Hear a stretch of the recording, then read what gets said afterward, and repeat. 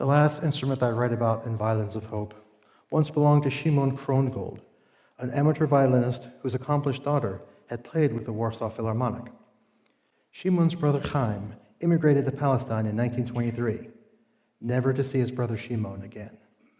Chaim married and raised 2 children who knew little about their uncle Shimon behind what they could glean from an old picture of him holding his beloved violin. Chaim heard that Shimon had escaped from Warsaw to Russia and then to Tashkent, Uzbekistan. Later, he learned that Shimon had died of typhus in Tashkent. In 1946, a man visited Chaim's apartment in Jerusalem to bring him Shimon's violin. The violin stayed with the Krongold family in Jerusalem as one of their only remembrances of Shimon. Chaim's son Nadir later traveled to Tashkent to try to find his uncle's grave, but even the Jewish community there was unable to uncover any information about him.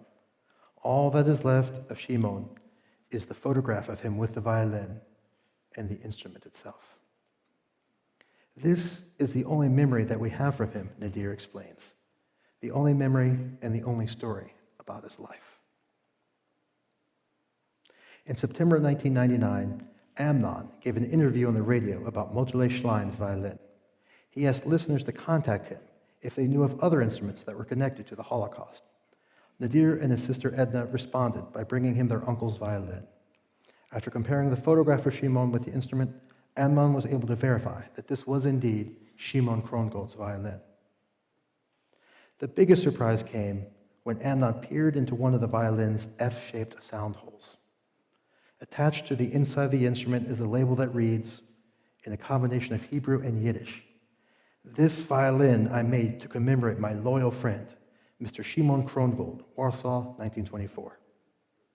The dedication is signed by Yaakov Zimmerman."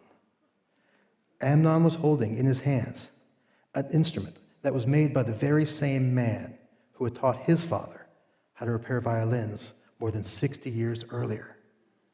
The circle was complete.